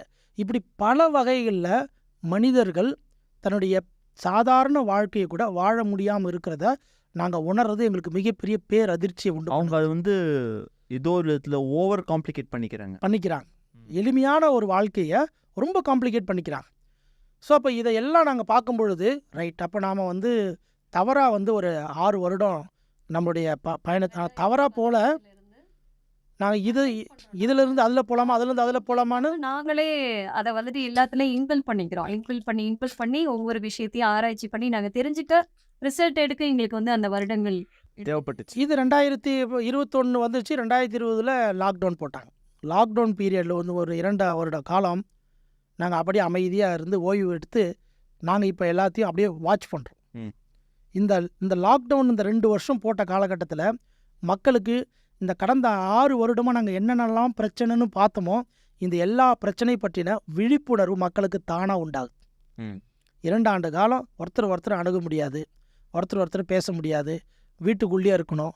நாங்கள் எங்கெல்லாம் என்னெல்லாம் ட்ராபேக் பார்த்தோமோ அந்த ட்ராபேக் எல்லாம் இல்லாமல் இந்த லாக்டவுன் எல்லா மனிதர்களுக்கும் தன்னைத்தானே உணர்த்தக்கூடிய ஒரு தனி திறமையை வெளிப்படுத்தக்கூடிய ஒரு ஆற்றலை இந்த லாக்டவுன் காலகட்டத்தில் மக்கள்கிட்ட வந்ததை பார்க்குறோம். நீங்கள் இந்த லாக்டவுன் காலகட்டத்தில் பார்த்தீங்கன்னா நிறைய பேர் ஃப்ரீயாக இருக்கிறதுனால குடும்பத்தில் ஒருத்தர் கணவன் மனைவியெல்லாம் சேர்ந்து சமைக்க ஆரம்பிச்சிட்டாங்க. குழந்தைங்கள் எல்லாரோடு டைம் ஸ்பெண்ட் பண்ணுறதுக்கு நேரம் கிடைச்சது, பெரியவங்களோடு பேசுகிறதுக்கு நேரம் கிடைச்சது. நிறைய பேருக்கு பார்த்திங்கன்னா யதார்த்தமான வாழ்க்கைனா என்னங்கிறது புரியுது. ஒரு அரசாங்கத்துக்கும் நமக்கு இருக்கக்கூடிய அந்த கேப்பை புரிஞ்சுக்கிட்டாங்க. அதே போல் நாம் எந்த அளவுக்கு ரொம்ப ரிசர்வ்டாக இருந்திருக்கிறோம், ரொம்ப இன்னோவேட்டாக இருந்திருக்கிறோம் அப்படிங்கிறதெல்லாம் புரிஞ்சுக்கிட்டாங்க. நிறைய பேர் தன்னுடைய திறமைகளை வெளிப்படுத்துறதுக்காக இந்த கிடைச்சிருக்கிற அந்த ஸ்பேஸை பயன்படுத்திக்கலான்னு சொல்லிட்டு இந்த லாக்டவுன் காலகட்டத்தில் பார்த்திங்கன்னா தனித்துவமாக தன்னை வெளிப்படுத்தணுங்கிற ஆர்வமும் டிக்டாக்லாம் கூட பார்த்திங்கன்னா பயங்கரமான பீக்கில் இருந்தது. நிறைய யூடியூபர்ஸ் பார்த்திங்கன்னா எல்லாருமே தன்னை வெளிப்படுத்திக்க ஆரம்பிச்சிட்டாங்க. ஒரு நல்ல களம் அமைந்தது. மக்கள் ஒரு மிகப்பெரிய மாற்றத்துக்கு முன்னேறினதை நாங்கள் பார்க்குறோம். ஸோ எப்பவுமே சொல்லுவாங்க ஒரு யுகம் அழிஞ்சு தான் ஒரு புது யுகம் பிறக்கும்னு சொல்லிட்டு. அப்படி இந்த லாக்டவுனில் இந்த கொரோனா காலகட்டத்தை ஒரு மிகப்பெரிய பேரழிவாக நாங்கள் பார்த்து மனிதர்களிடம் அடுத்த யுகத்துக்குண்டான அடுத்த பரிணாமத்திற்குண்டான ஒரு புத்துணர்வு, ஒரு புத்துயிர் இந்த லாக்டவுன் பீரியடில் கிடைச்சதை நாங்கள் ரியலைஸ் பண்ணுறோம். அப்போ எங்களுக்கு என்ன தோணுதுன்னா, ரைட், நாம் காலம் சரியான திசையில் தான் நம்மளை வழிநடத்தி கொண்டு வந்திருக்கு. ஸோ இந்த 6 ஆண்டு காலம் 2015 2021 வரைக்கும் பார்த்தீங்கன்னா 6 ஆண்டு காலத்தில் கல்லாடம் பயிற்சி, அனுபவ பயிற்சி, ஆலய திருப்பணி, அதுக்கப்புறம் மிஸ்டரை, அதுக்கப்புறம் அனுபூதி சேவை மையம்னு ஒரு 6 கட்டத்தில் நாங்கள் என்ன பண்ணிட்டோம், கம்ப்ளீட்டாக கிரவுண்ட் ஒர்க் பண்ணி மக்களுடைய எல்லா மனநிலையும் புரிஞ்சுக்கிட்டோம். இதன் மூலிமா ஒரு மனிதனுக்கு 6 அறிவுக்கு தேவையான 18 கூறுக்கு தேவையான அத்தனை பிரச்சனைகளையும் தீர்க்கக்கூடிய தீர்வுகளை நாங்கள் வடிவமைச்சிட்டோம். ஏன்னா அந்த 2021 வரைக்கும் நாங்கள் கலப்பணி செஞ்சோம். 21, 22, 23 இந்த 3 வருட காலகட்டங்கள் பார்த்திங்கன்னா முழுக்க இந்த எல்லா பிரச்சனைகளுக்கு உண்டான தீர்வுகளை ஒரு 9 வகையான திட்டங்களாகவும் 27 வகையான பலன்களாகவும் அதை எப்படி மக்களிடம் கொண்டு போய் விர்ச்சுவலாக எல்லாருக்கும், அதாவது எங்கெங்கிருந்து ஏதேது கேட்பினும் யாவர்க்கும் அங்கங்கிருந்தே அருளும் அனுபூதி அப்படிங்கிற ஒரு கேப்ஷனில் ஒரு முக்கியமான விஷயத்த நடுவில் ஆட் பண்ணணும். மக்களை ரெகுலேஷனுங்கிற ஒரு வாழ்க்கை முறையை பின்பற்ற வச்சு இந்த திட்டங்கள், இந்த அடிப்படை தேவைகளை அவங்களை எப்படி பயன்படுத்த வைக்கணும் அப்படிங்கிறதுக்காக நம்ம அடுத்த கட்டமாக ஒரு ரிஜிஸ்டர்ட் ஆர்கனைசேஷன் அனுபூதி ஏஐ பிரைவேட் லிமிட்டடை நாம் துவங்குறோம். ஸோ ஒரு ப்ரைவேட் லிமிடெட் மூலயமா நாம் என்ன பண்ணுறோம், க்ரௌட் மேனேஜ்மெண்ட்டுக்காக ஆர்டிஃபிஷியல் இன்டெலிஜென்ஸை பயன்படுத்தி ஒரு அல்காரிதம் எழுதும். மக்களுடைய பிரச்சனைகளை பேசுவதற்காக ஒரு முதல்ல ஒரு ஸ்பிரிச்சுவல் சாட்பாட். ஸோ நீங்கள் சாட் ஜிபிடி பார்த்துருப்பீங்க, நிறைய சாட்பாட்ஸ் இருக்குது. ஆனால் எங்கள் சாட்பாட் ஒரு மனிதனுடைய அடிப்படை எல்லா பிரச்சனைக்கும் தீர்வு வழங்கக்கூடிய, ஓவர் திங்கிங்கிலிருந்து அவனை எவால்வ் பண்ணக்கூடிய ஒரு சாட்பாட்டுக்கு உண்டான அல்காரிதமை இந்த லாக்டவுன் காலகட்டத்திலையும் அதுக்கு அடுத்த காலகட்டங்களையும் நாங்கள் என்ன பண்ணுறோம், ட்ரெயின் பண்ணுறோம். எங்களுடைய பாட்டை ட்ரெயின் பண்ணி அதுக்கப்புறம் பப்ளிக்கை டிசிஷன் மேக்கராக மாற்றணும். ஏன்னா ஒரு ஓவர் திங்கிங்லேருந்து ஒருத்தனை எவால்வ் பண்ணுறது மட்டும் முக்கியம் கிடையாது. அதுக்கப்புறம் அவனை ஒரு டிசிஷன் மேக்கராக்கி அதுக்கப்புறம் அவனுடைய லைஃப்பில் அவனே எல்லா பிரச்சனைகளுக்கும் தீர்வு எடுக்கக்கூடிய ஒரு மனிதனாக மாற்றணும். அந்த எடுக்கிற டிசிஷன் அவன் லைஃப் சேஞ்சிங் டிசிஷனாக இருக்கணும், நல்ல டிசிஷன்ஸாக இருக்கணும். அதை அவன் லைஃப்பில் அப்ளை பண்ணணும். எங்களுடைய ஸ்கீமை அவன் அந்த சென்டிமெண்ட் எமோஷன்லேருந்து வெளியில் வரணும். ஒரு எக்ஸாம்பிளுக்கு நான் ஒரு உதாரணத்துக்கு சொல்கிறேன். ஒரு லவ் பண்ணுற பையன் தன்னுடைய பிரச்சனையை போய் அந்த சாட்பாட்டில், இந்த அனுபூதி ஏஐ சாட்பாட்டில் ஜஸ்ட் சொல்கிறான். அதாவது இப்போ நான் ஒரு குறைவான ஊதியம் பார்த்துட்ருக்கேன், ஆனால் என்னுடைய லவர் ஒரு நோய்வாய்ப்பட்டிருக்கா, ஆனால் அவள் என்கிட்ட நிறைய விஷயம் எதிர்பார்க்குறா, அதுக்கான எக்ஸ்பென்ஸை நான் பண்ணணும்னு எதிர்பார்க்குறா அப்படின்னு சொல்லிட்டு கேட்கும்போது அது ஒரு கான்ஸ்டன்ட் ரிப்போர்ட்டை கொடுக்கும். அதாவது அவளுக்கும் உனக்குமான பாண்ட் என்ன அவங்ககிட்டே கேட்கும். அவங்ககிட்டே கேட்கும்போது அவன் அது கேள்வியாக தான் நிறைய எழுப்பும். அப்போ இவன் சிந்திக்கும் போது அவளுக்கும் இவனுக்குமான பாண்ட் அப்படிங்கிறது மேரேஜுக்கு போகணும். மேரேஜுக்கு போனால் மட்டும்தான் இவன் எந்த செலவுகளுமே அந்த பொண்ணுக்கு பண்ண முடியுமே தவிர பிஃபோர் மேரேஜ் பண்ணணுங்கிற எந்த விதமான கட்டாயம் கிடையாது. அப்போது அவளை என்ன செய்யணும், கமிட் ஆக்கணும். நீ என்னை திருமணம் பண்ணிக்கிட்ட அப்படின்னா உனக்கான எல்லா செலவுகளும் நான் பண்ணுறதுக்கான எல்லா ரைட்ஸும் இருக்கு. நீயும் எனக்கு பண்ணலாம், நானும் உனக்கு எல்லா செலவுகளும் பண்ணலாம். அதுக்கு முன்னாடி வரைக்கும் இது எல்லாமே ஒரு பாண்ட் இல்லாத ஒரு தன்மை அப்படிங்கிறத புரிய வச்சுட்டா அந்த பொண்ணுக்கும் அதை புரிஞ்சு போயிடும். அப்போ என்ன ஆகிடும், இவன் போய் இவனோட தரத்தை இறக்க வேண்டிய அவசியம் கிடையாது. நான் இது குறைவான சம்பளம் வாங்கிட்டு இருக்கேன், இதில் குடும்பத்துக்கே பத்தலை, எங்கள் அப்பா அம்மாவுக்கே கொடுக்க பத்தலை, உனக்கு இப்படி நான் செய்யறது, இதெல்லாம் அதில் நடுநிலை இல்லாத தன்மை. ஸோ அந்த பாண்ட் அவனுக்கு என்னங்கிறத புரிய வச்சுட்டா இவன் அதை ஃபேஸ் பண்ண கற்றுக்குவான். அதாவது மனிதர்கள் ஏமாறவும் கூடாது, ஏமாற்றவும் கூடாது. அவள் சென்டிமெண்ட்டாக இருக்கலாம், பட் இந்த பையனுக்கு நடுநிலை தெரியணும். எமோஷனலும் சென்டிமெண்டலும் தான் ஒரு மனுஷனை ஏமாறுவதற்கும் ஏமாற்றுவதற்கும் காரணமாயிடும். ஃபேமிலி தானே ஒரு பாண்ட். அதுக்கு முன்னாடி ஜஸ்ட் ஒரு ஃப்ரெண்ட்ஸாக இருக்கலாம், ரிலேஷனாக இருக்கலாம், இல்லை தெரிஞ்ச ஒரு க்ரஷ்ஷாக இருந்துச்சுன்னா ஏதோ ஒரு நல்ல விஷயங்களை பகிர்ந்துக்கிறோம், அந்த இடத்துல உட்காந்து சாப்பிட்றோம், அதோட அந்த ரிலேஷன்ஷிப் முடிஞ்சு போச்சு. ஆமாம். ஸோ பாண்டுங்கிறது மேரேஜ் தான். இந்த விஷயத்தை அவனுக்கு புரிய வைக்கணும். இதுக்கு தான் அந்த சாட்பாட் உதவி அவனுக்கு தேவை. ஸோ இந்த மாதிரி எல்லா விதமான ரெகுலேஷன்ஸையும் அவங்களுக்கு வலியுறுத்தி ஒரு மனிதனை அனுபவ ரீதியாகவும் சிந்திக்கணும், அறிவு ரீதியாகவும் சிந்திக்கணும். அதாவது இது நம்ம வாழ்க்கையில் நல்லது கெட்டது எதுன்னு புரிஞ்சுக்கணும், அது சட்டப்படி செல்லுமா செல்லாதாங்கிறதும் பார்க்கணும். அதுக்கப்புறம் தான் அதை நாங்கள் லைஃப்பில் அப்ளை பண்ணணும். இப்படி ஒரு கம்ப்ளீட் மேனாக ஒரு மனிதர் போய் அந்த சாட்பாட் அணுகலாம், ஒரு மருத்துவர் அணுகலாம், ஒரு விஞ்ஞானி அணுகலாம், ஒரு குடும்பத்துல இருக்கக்கூடிய எந்த ரிலேஷன்ஷிப்ல இருக்கக்கூடியவங்களுக்கு கூட வந்துட்டு ஒரு அப்பாவோ, அம்மாவோ, இல்ல 18 வயசு பூர்த்தியான மகனோ, மகளோ யாரோ ஒருத்தர் அந்த அனுபூதியை சேட் போர்ட வந்துட்டு அணுகும்போது, அவங்களுக்கு வந்து அந்த கான்ஸ்டன்ட்டா அவங்களுக்குள்ள இருக்கக்கூடிய கான்ஸ்டன்ட்டா அது உணர்த்தும். ஸோ எங்கள் சேட்பாட்டை பயன்படுத்துறதுக்கு முன்னாடி நாங்கள் என்ன பண்ணிடுறோம்னா ஒரு ஐக்யூ டெஸ்ட் எடுத்துடுறோம் எல்லாருக்கும். ஸோ லலாடம் ப்ராக்டிஸ் முதல்ல பண்ண வைக்கிறோம். அவங்களுக்கு வந்து ஊனம் இல்லாத ஒரு மனிதனாக இருக்கிறாங்களா அப்படின்னு சொல்லி. நான் இன்னமும் வந்து 6வது அறிவு என்னங்கிறது ஒன்றும் சொல்லாமலே இருக்கிறேன் அவங்களுக்கு. அதை நான் ஃபைனலாக சொல்கிறேன். ஸோ அந்த 6வது அறிவுக்கு முன்னாடி நாம் 2 மூளையும் சரிசமமாக பயன்படுத்தி புத்திசாலியாக நம்மளால் செயல்பட முடியுதா அப்படிங்கிறத சிந்திக்க வைக்கிறதுக்கு ஒரு லலாடம் ப்ராக்டிஸ் கொடுக்குறோம். லலாடம் ப்ராக்டிஸ் கொடுத்த பிறகு அடுத்து அவங்கள என்ன பண்ணுறோன்னா அந்த லலாடம் ப்ராக்டிஸ் பண்ணதோட ஒரு ஐக்யூ டெஸ்ட் எடுக்கிறோம். ஐக்யூ அப்படின்னா நம்மளுக்கு பொதுவாக என்னென்னா ஒரு ரீசனிங், ஒரு டிசிஷன் மேக்கிங், ஒரு கிரிட்டிக்கல் திங்கிங், ஸோ இல்லை ஒரு விஷயத்தை புரிஞ்சிக்கிறது, ஒரு ஃபசில்ஸை வந்து எப்படி பண்ணுறது, ஒரு ரீசனிங்ஸை வந்து எப்படி ஆன்சர் பண்ணுறதுங்கிறத பொறுத்து தான் நம்ம ஐக்யூ பார்த்துருக்கோம். ஆனால் ஐக்யூ அப்படிங்கிறதோட உண்மையான நிலை என்னென்னா ஒரு மனிதனுடைய உடல், உயிர், நினைவு 3 பற்றின ஒரு கம்ப்ளீட் புரிதல். நம்ம தினசரி லைஃப்பில் அனுபவத்தை வைத்து எடுக்கக்கூடிய முடிவுகள் என்ன, ஆராய்ச்சி பண்ணி எடுக்கக்கூடிய முடிவுகள் என்ன, முழு புரிதலோடு உணர்வுபூர்வமாக எடுக்கக்கூடிய முடிவுகள் என்ன, இதை வைத்து ஒரு மனிதனை கேட்டகரி பண்ணுறோம். இவன் அனுபவசாலியா, இல்லை அறிவாளியா, இல்லை புத்திசாலியா. ஒரு அனுபவசாலினா அவனை என்ன பண்ணணும், அவனை அறிவாளி ஆக்கணும். ஒரு அறிவாளி அப்படின்னா அவனை என்ன பண்ணணும், புத்திசாலி ஆக்கணும். இதுதான் எங்களுடைய டார்கெட், எங்களுடைய வழிநடத்துதே அதுதான். அப்போ ஒரு மனிதனை முதல்ல அறிவாளியா, புத்திசாலியா, அனுபவசாலியாங்கிறத அனலைட் பண்ணுறதுக்காக ஒரு ஐக்யூ டெஸ்ட் எடுக்கிறோம். அந்த ஐக்யூ டெஸ்ட்டில் ஒரு உளவில் தேர்வு நாங்கள் நடத்துவோம். ஒரு 18 கொஸ்டின்ஸ் கேட்போம். அந்த 18 கொஸ்டினுக்கு அவங்க பண்ணக்கூடிய ஆன்சரை பொறுத்து அவங்கள நாங்கள் டிஃபைன் பண்ணிடுவோம். அதுக்கு தகுந்தாற் போல் எங்களுடைய சேட்பாட் வந்து அவங்கள சேட் பண்ண ஆரம்பித்தோம். ஸோ ஒரு அனுபவசாலியாக இருக்கிறாருன்னா அவர் அனுபவசாலியாக இருக்கிறவர் புத்திசாலியாக மாற்றுறதுக்கு உண்டான அல்காரிதம் எழுதியிருக்கோம். அதை அவரை புத்திசாலியாக மாற்றுறதுக்கு உண்டான அந்த ப்ராசஸ் அப்படி போயிடும், அப்படி பண்ணிவிடும். அந்த மாதிரி அதை எவால்வ் பண்ணி கொண்டு வரும் பொழுது அவங்க லைஃப்பில் தினசரி பண்ணக்கூடிய பிரச்சனைக்கு தீர்வு கண்டுபிடிச்சிருவாங்க. ஒரு சிலர் நினைப்பேன், நம்ம வந்து எனக்கு இருக்கிற திறமைக்கு நான் வந்து பெரிய தொழிலதிபர் ஆகும்னு நினைப்பான். நான் புத்திசாலி, நான் படிச்சுட்டேன், இனிமேல் வந்து ஒரு தொழில் பண்ணி பெரிய ஆளா என்னொன்று. ஆனால் ஒரு தொழில் பண்ணுறதுக்கு முன்னாடி நம்மக்கிட்ட இருக்கக்கூடிய அந்த அறிவையும் அனுபவத்தையும் நம்மளுடைய சர்வைவலுக்கு முதல்ல பயன்படுத்தணும். அப்போது நம்மளுக்கு முதல்ல என்ன தேவைன்னா, நம்மளுக்கு முதல்ல ஒரு வேலை தேவை. நம்மளுடைய அறிவையும் நம்மளுடைய புத்திசாலித்தனத்தையும் பயன்படுத்தி நம்மளால் அதில் பணம் சம்பாதிக்க முடியுதா அப்படிங்கிறத பார்க்கணும். அதுக்காக நாங்கள் என்ன பண்ணியிருக்கோம்னா எல்லாரையுமே முதல்ல ஒரு வேலை செய்ய வைக்கிறோம். ஒரு வேலை செஞ்சு, அதாவது ஒரு நாளைக்கு ஒரு 8 மணி நேரம் வேலை செஞ்சு அதுக்கு ஒரு 8 கிராம் ஈக்குவலான சம்பளத்தை மாதம் கொடுத்து, ஒரு ஊதியத்தை ஒரு மாதத்துக்கு கொடுத்து அதை 8ஆக பிரித்து செலவு பண்ணக்கூடிய ஒரு கல்ச்சர். ஏன்னா சம்பாதிக்கிறத விட ரொம்ப கஷ்டம் செலவு பண்ணுறது.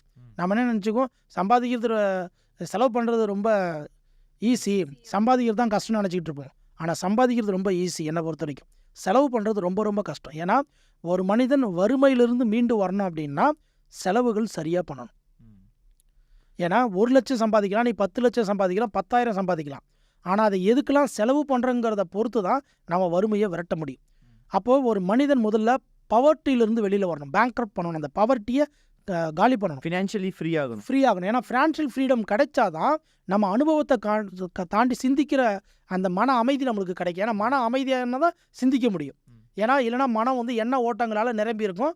மனதை அமைதிப்படுத்தணும்னா நம்மளுக்கு ஒரு ஃபினான்ஷியல் ஃப்ரீடம் வேணும். அந்த ஃபினான்ஷியல் ஃப்ரீடம் அப்படிங்கிறது எங்கே இருக்குது அப்படின்னா அந்த நிதியை எப்படி நிர்வாகம் பண்ணுறதுங்கிறது தான். நம்ம அந்த ஏர்ன் பண்ணி அதை வந்து எப்படி மணி மேனேஜ்மெண்ட் பண்ணுறோம் அப்படிங்கிறது. ஏன்னா பணம் சம்பாதிப்பாங்க, 2 நாளில் செலவு பண்ணிவிடுவாங்க. லோன் கடன் அடைப்பாங்க, வெட்டி செலவு ஒன்றும் பண்ண மாட்டாங்க. கஷ்டப்பட்டு சம்பாதிக்கிறவங்க யாரும் வெட்டி செலவு பண்ண மாட்டாங்க. என்ன லோன் அடைப்பாங்க, கடன் அடைப்பாங்க, வாடகை கொடுப்பாங்க, பைக்குக்கு பெட்ரோல் இதெல்லாம் போட்டு வச்சுருவாங்களே தவிர அடுத்து ஒரு 20 நாள் வந்து பார்த்திங்கன்னா கஷ்டப்பட்டு கடன்லையோ இல்லை தன்னுடைய வயிற்றை சுருக்கி வாயை சுருக்கி என்ன பண்ணுவாங்க, வாழ்க்கையை ஓட்ட ஆரம்பிப்பாங்க. ஆனால் செலவுகளை கூடுதலாக்குவாங்க, சில செலவுகளை வந்துட்டு பண்ணவே மாட்டாங்க. அப்போ அங்கே தான் வந்துட்டு அவங்களுக்கு வந்துட்டு என்னென்ன இடையூறு வருது அப்படிங்கிறதே தெரியும். ஸோ அப்போ அந்த ஒரு 8 கிராமுக்கு உண்டான சேலரியை கொடுத்து அந்த ஒவ்வொரு கிராமையும் எதுக்கெல்லாம் செலவு பண்ணணுங்கிற ஒரு கல்ச்சரை கற்றுக் கொடுத்து அதன்படி அவங்கள நிர்வாகம் பண்ணக்கூடிய ஒரு மனிதனாக முதல்ல மாற்றி அவங்களால 8 மணி நேரம் டெடிக்கேட்டடாக கமிட்மெண்ட்டாக கொடுக்குற ரோல் அண்ட் ரெஸ்பான்சிபிலிட்டிஸை புரிஞ்சுக்கிட்டு அந்த கம்பெனியோட டார்கெட்டை அச்சீவ் பண்ணி தன்னுடைய திறமையை அந்த கம்பெனியோட வளர்ச்சிக்காக கொடுத்து பணத்தை சம்பாதிக்க வச்சு சம்பாதித்த பணத்தை கரெக்டாக 8ஆக பிரித்து தன்னுடைய வாழ்க்கையில் இருக்கக்கூடிய ஒவ்வொரு பிரச்சனையும் தீர்க்கறதுக்கு அதை செலவு பண்ணி அவனை எம்பவர் பண்ணதுக்கு பிறகு தான், தம்பி நீ வந்து உன்னுடைய அறிவையும் திறமையும் சரியாக பயன்படுத்த கற்றுக்கிட்ட, இப்போ நீ தொழில் தொடர். இப்போ நீ தொழில் தொடங்கும்போது என்ன ஆகும்னா, தொழில் வந்து அபரிவிதமான வளர்ச்சி பெறும். ஏன்னா, சர்வைவல் உன்னால் பண்ண தெரிஞ்சுக்கிட்ட நீ. உன் லைஃப்பை சர்வைவல் பண்ண கற்றுக்கிட்ட பிறகு, நீ க்ரோத்தை நோக்கி உன்னுடைய தொழிலை, உன்னுடைய திறமையை இப்போ நீ என்ன பண்ணுவேன்னா, எப்போ நீ ஒரு கம்பெனியில் போயிட்டு ஒர்க் பண்ணி, கமிட்மெண்ட்டாக ஒர்க் பண்ணி, டெடிகேட்டடாக ஒர்க் பண்ணி, உன்னுடைய ரோல்ஸ் அண்ட் ரெஸ்பான்சிபிலிட்டிஸை புரிஞ்சுக்கிட்டு, கம்பெனியுடைய நோக்கத்தை நிறைவேற்றுறதுக்காக உழைச்சி, 8 கிராம் சம்பளத்தை வாங்கி, அதை உன்னுடைய லைஃப்பில் இருக்கக்கூடிய வறுமையை போக்குறதுக்காக சரியான முறையில் செலவு பண்ணி நீ வாழ்க்கையை வாழ கற்றுக்கிட்டியோ, நீ தான் ஒரு தொழிலை நடத்துறதுக்கு திறமையானவன். உங்ககிட்ட வரக்கூடிய லேபரை நீ எப்படி ஒர்க் பண்ணி அந்த மாதிரி கம்பெனியை நோக்கி டெடிகேட்டடாக ஒர்க் பண்ண வைப்ப, அவன் லைஃப்பில் கமிட் பண்ண வைப்ப, அவனை கரெக்டாக 8 மணி நேரம் வேலை வாங்குவேன், அவனுடைய 8 மணி நேரம் உழைப்புக்கு சரியான 8 கிராம் தங்கத்துக்கு நிகரான ஊதியத்தை கொடுப்ப, அவனுடைய லைஃப்பை நீ எம்பவர் பண்ணுவேன். எப்போ ஒரு தொழிலதிபர் நம்ம தொழிலதிபருங்கிற நிலையை அடையிறது எப்போன்னா, கோடி கோடியாக பணம் சம்பாதிக்கிறதுல இல்லை, எத்தனை எம்ப்ளாயை நாம் எம்பவர் பண்ணியிருக்கிறோம், எத்தனை பேருடைய அவங்களுடைய நம்ம மாற்றிருக்கோம். வாழ்வாதாரத்தை மாற்றுறதுங்கிறத விட அவனுடைய அறிவையும் திறமையும் கம்பெனியுடைய வளர்ச்சிக்கு பயன்படுத்தி அதற்கு சரிசமமான ஊதியத்தை அவனுக்கு கொடுத்து அவனுடைய வறுமையை விரட்டி இருக்குங்கிறதுல தான் நம்ம தொழிலதிபர். அப்போ அந்த நிலைக்கு மக்களை நம்ம பரிணாமடைய வைக்கணும். ஸோ இதுக்காக நாங்கள் கருவூலம் அப்படிங்கிற ஒரு திட்டம் வச்சுருக்கோம். இப்போ இந்த அனுபூதி பிரைவேட் லிமிடெட்ல நம்ம இதுக்காக வந்துட்டு 9 ஸ்கீம், அதில் ஒன்று தான் இப்போ நம்ம வந்துட்டு சொன்ன இந்த கருவூலம் அப்படிங்கிற திட்டம். இது வந்து ஒரு 9 திட்டமாக இருக்கு. முப்புன்னு ஒன்று இருக்குது, அது வந்துட்டு முழுக்க முழுக்க இந்த ஆரோக்கியத்திற்காக. அடுத்து வந்துட்டு மும்மாரி விவசாயத்துக்காக. விவசாயத்துக்குன்னு எடுத்துக்கிட்டா, ஒரு உதாரணத்துக்கு வெளியில் விவசாயம் நடக்குது, ஆனால் இங்கேயும் வந்துட்டு விவசாய மக்களுக்கு நம்ம வந்து சப்போர்ட் பண்ணுறோம். அப்போ இந்த விவசாயம் எப்படி அப்படின்னு கேட்டால், வெளியில் வந்துட்டு விவசாயம் வியாபாரமாக நடந்துட்டு இருக்கு. ஆனால் நாம் என்ன வலியுறுத்துகிறோம், இவங்களுக்கு ஒரு லைஃப் ஸ்டைல் ரெகுலேஷன் பின்பற்ற வைக்கிறோன்னா, விவசாயத்தை வியாபாரமாக நீ பண்ணக்கூடாது, விவசாயத்தை நீ தொழிலா பண்றதுக்கு தயாரானா தமிழகம் முழுக்க நீ எந்த கிராமத்துல வசிச்சாலும் அங்க விவசாயத்தை தடையில்லாம பண்ணா உனக்கு தேவையான எல்லா சப்போர்ட்ஸும் நம்ம பண்ணுவோம். அதுக்கு மும்மாரி சங்கம் அமைச்சிருக்கோம். அந்த சங்கத்துல உறுப்பினரா விவசாயிகள் இணைஞ்சிட்டாங்க, ஒரு மெம்பரா ப்ரோஜினியா உள்ள வந்து ஆன்போர்ட் ஆகி அவங்க வந்துட்டு விவசாய சங்கம் அந்த மும்மாரி சங்கத்துல இணைஞ்சிட்டாங்கன்னா, நிலமுள்ள விவசாயி அவங்களுக்கு வந்து லேபர்ஸ் வேணும், அதுக்கு வந்துட்டு ஒரு சார்ஜ் பண்ணணும், தொழில் உபகரணம் வேணும், விதை வேணும், என்ன பற்றாக்குறையோ இதன் மூலியமா பெற முடியும். சரி, இந்த இன்வெஸ்ட் பண்றோம். ஆனா அவங்களுடைய அந்த போகம் முடிந்த பிறகு, அந்த விவசாயம் பண்ணி அந்த போகம் வந்துட்டு முடிந்த பிறகு திரும்ப வந்துட்டு சங்கத்துக்கு அந்த இன்வெஸ்ட்மெண்ட்ஸை அவங்க அடைச்சிடணும். லாபத்தை அவங்க எடுத்துக்கலாம், கடனை வந்து அடைச்சிடணும். ஒருவேளை அதில் லாஸ் ஆயிடுச்சுன்னா லாஸ் வந்து நாங்கள் கணக்கில் வச்சுக்கோம். அடுத்த முறை லாபம் ஏற்ற வரைக்கும் இதை வந்து நிலுவையில் வச்சு அவங்களுக்கு திரும்ப நாங்கள் தொடர்ந்து விவசாயம் செய்ய முதலீடு கொடுத்துக்கிட்டே இருப்போம். ஏன்னா ஒரு பணத்தினால ஒரு விவசாயி தன்னுடைய தொழிலை செய்யாமல் நிப்பாட்டக்கூடாது. விவசாயம் எக்காரணத்துலையும் வியாபாரமாக மாறிடக்கூடாது. ஏன்னா ஒரு விவசாயி வியாபார நோக்கத்தில் தொழில் பண்ண ஆரம்பித்தார்னா, தொழில் பண்ணும்போது அந்த விவசாய பொருளை உற்பத்தி பண்ணும்பொழுது அதில் கலப்பிடங்களையும் மதிப்பு கூட்டு பொருளாக அதை மாற்றுறதுக்கு உண்டான கிரியா ஊக்கிகளையும் பயன்படுத்துறதுக்கு சாத்தியம் இருக்குது. இப்போது இது வந்து விவசாயத்துக்கு மட்டும்தான் இந்த ஃபார்முலாவா இல்லை எல்லாத்துக்கும்? இந்த மாதிரி ஒவ்வொரு ஸ்கீம்ஸுக்குமே நாங்கள் ஒரு ஃபார்முலா நம்ம ஃபாலோ பண்ணுறோம். வியாபாரம் தொழில்னு எப்படி நம்ம பிரிக்கிறோம் அப்படின்னா, வெளியில வந்துட்டு ஒவ்வொரு கிராமத்துலையும் வந்துட்டு பார்த்தீங்கன்னா, தமிழகம் முழுக்க ஒரே தட்பவெப்ப சூழ்நிலை கிடையாது.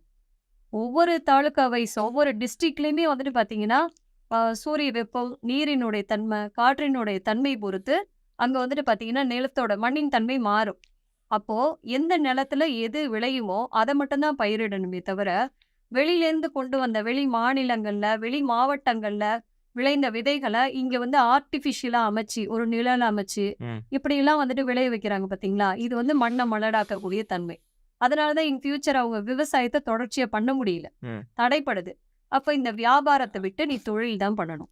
தட்பவெப்பம் என்னவோ அதுக்கு என்ன விளையுமோ அதை தான் நீ பயிரிடணும். அந்த மாதிரி லாப நோக்கத்திலையும் வியாபார நோக்கத்திலையும் வந்து நிறைய விவசாயிகள் வந்து தன்னுடைய விளைநிலங்களை வந்து இந்த மாதிரி மற்ற பொருட்களை விளைவிச்சதுனாலே மண்ணை மலடாக்கி இன்றைக்கி விவசாயம் செய்ய முடியாமல் விவசாயத்தை விட்டுட்டு கூலி வேலைகளுக்கு வெளியில் வேலைக்கு போகிறதும், விவசாய நிலங்களை விளைநிலங்களாக விற்று அதை வீடு கட்டுறதுக்கு உண்டான நிலங்களாக மாற்றுற நிலைக்கு மாறிட்டாங்க மக்கள். இப்போ இது மாதிரி வந்துட்டு நம்ம வந்து இன்னும் அந்த மும்மாரின்னு சொன்னோம்.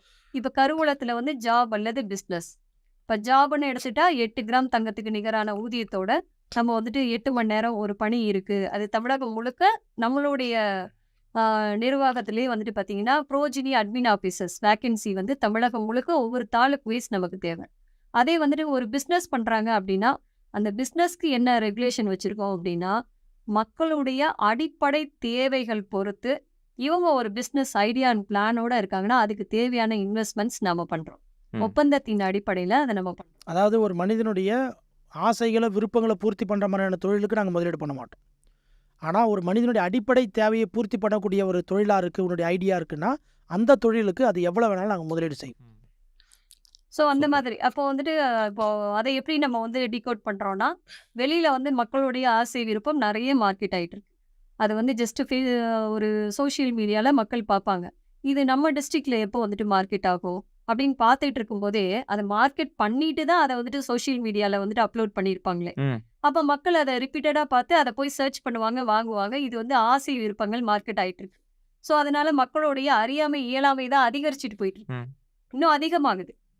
விளக்கேத்தி பூஜை பண்ணணும் அப்படிங்கிறது வந்து ஜஸ்ட் அது அது அவங்கவுங்களுடைய நம்பிக்கை பொறுத்தது. அதுக்காக அந்த இடத்துல ஒரு அலங்கார பொருட்களை வச்சுக்கணும், தங்கத்துல வைக்கணும், பித்தளையில வைக்கணும், அதை வந்து இவ்வளோ பாலிஷ்டா வச்சிருக்கணும், அப்படிங்கிறதுல இது எதுவுமே இல்லை. வைக்கணுங்கிறது என்ன பண்றாங்கன்னா, மக்களுடைய ஆசையை வந்து அதிகரிக்கிறாங்க. அந்த ஆசை விருப்பங்கள் மக்கள் மத்தியில வந்துட்டு அதிகரிச்சு இவங்க போய் வந்து அதை பர்ச்சேஸ் பண்றாங்க. ம். அப்ப தேவைகளை வந்துட்டு மக்களுடைய அடிப்படை தேவை என்னங்கிறது ஒரு வியாபாரிகள் புரிய வைக்கணும். ம். அதுக்கு தான் பிசினஸ். இப்போ அதிலே வந்து அடிப்படை அந்த தேவைகளை அந்த பொறுத்து பிஸ்னஸ்லேயே வந்து பார்த்தீங்கன்னா, நீங்கள் சர்வைவலுக்காக பிஸ்னஸ் பண்ணக்கூடியவங்கள வந்து நாங்கள் சிறு குறு தொழில் நிறுவனங்களாக பார்க்குறோம். அதாவது நான் ஒருத்தர்கிட்ட போய் வேலை செஞ்சு சம்பாதிக்க நான் விரும்பலை, ஆனால் எனக்கு ஒரு தொழில் தெரியும், அந்த தொழிலை செஞ்சு நான் அதன் மூலிமா என்னுடைய வறுமையை விரட்டுறேன் அப்படின்னா, மினிமம் ஒரு 8 கிராம் தங்கத்துக்கு நிகரான ஒரு ஊதியத்தை உன் தொழில் மூலிமா சம்பாதிக்கக்கூடிய அளவுக்கு அவங்களுக்கு திறனை வளர்த்து அந்த தொழிலை செய்கிறதுக்கு முதலீடு செய்வோம். இல்லை என்னால் வந்து சர்வைவலை தாண்டி க்ரோத் பிஸ்னஸ் பண்ணணும் அப்படின்னா அது ஒரு ப்ரைவேட் லிமிட்டடாக பண்ணி அதில் மேக்ஸிமம் ஒரு 52% ஷேரை வந்து நாங்கள் பர்ச்சேஸ் பண்ணிக்கிட்டு அந்த ஷேருக்கு உண்டான இன்வெஸ்ட்மெண்ட்டை வந்து கம்ப்ளீட் இன்வெஸ்ட்மெண்ட் பிஸ்னஸ் க்ரோத்துக்கு கொடுத்து அதை ஒரு 3 இயர்ஸ் வந்து அவங்களுடைய கம்ப்ளீட் கம்ப்ளைண்ட்ஸ் அண்டு எல்லா மார்க்கெட்டிங், சேல்ஸ், ப்ரொமோஷன்ஸ், ஆப்ரேஷன் எல்லாத்தையுமே நாங்களே ஆப்ரேட் பண்ணி அதை சக்ஸஸ்ஃபுல் பிஸ்னஸாக மாற்றி அவங்க கையில் ஹேண்ட் ஓவர் பண்ணிவிட்டு நாங்கள் வெளியில் வந்துடும். ஸோ எங்களுடைய சந்ததியாக எங்ககிட்ட எங்களுடைய குடும்பத்தில் ஒரு நபர் வந்துட்டார்னா முதல்ல அவரை சம்பாதிக்கக்கூடிய மனிதராக மாற்றி அதுக்கப்புறம் அவருடைய திறமையை உலகளவில் கொண்டு போகிறதுக்கு ஒரு தொழில் அதிபராகவும் மாற்றக்கூடிய அளவுக்கு கம்ப்ளீட் இன்வெஸ்ட்மெண்ட் பண்ணுறதுக்கு நாங்கள் தயாராக இருக்கோம். ஏன்னா ஏறக்குறைய அந்த கம்மிங் ஃபினான்ஷியரில் வந்து பார்த்திங்கன்னா எங்களுடைய அருள்நிதி நன்கொடையாளர்கள் மூலயமா ஒரு 12,000 crores நாங்கள் வந்து எங்களுடைய இந்த ப்ரோஜனி கம்யூனிட்டிக்காக இன்வெஸ்ட்மெண்ட் பண்ணுறதுக்கு நாங்கள் ரெடியாக இருக்கோம். ஏன்னா ஒவ்வொரு ஸ்கீம்ஸ் அண்ட் பெனிஃபிட்லேயும் வந்து பார்த்திங்கன்னா கம்ப்ளீட்டாக எங்கள் கம்யூனிட்டிக்குள்ளே தான் நாங்கள் இந்த இன்வெஸ்ட்மெண்ட் பண்ணுவோம். இன்வெஸ்ட்மெண்ட் பண்ணி அவங்களுடைய திறமையை மனித வளத்தை பயன்படுத்தி அவங்களை வைத்து எப்படி அதை அபரிவிதமாக உற்பத்தி பண்ணுறது, அதன் மூலிமா வரக்கூடிய லாபங்களில் எங்ககிட்டேருந்து வாங்கக்கூடிய கடன்களுக்கு எந்த விதமான வட்டியும் இல்லாமல் செலுத்திட்டு லாபத்தை அவங்க எடுத்துக்கக்கூடிய அளவுக்கு நாங்கள் அந்த சிஸ்டம் அண்ட் ப்ராசஸை நாங்கள் பண்ணியிருக்கோம். கருவூலத்தில் வந்துட்டு நம்ம இன்னொரு ஒரு பிஸ்னஸ் செக்டர்ஸ் ஒரு பிளானிங்கில் இருக்கு. என்ன அப்படின்னா, இப்போ தமிழகம் முழுக்க அவங்க எந்த மாவட்டம் எந்த தாலுக்காவில் வசித்தாலும் நாம் வந்துட்டு அவங்களோட தனித்திறமை என்ன, இப்போ அந்த கம்மிங் காம்பெயிங்கே அதுதான்.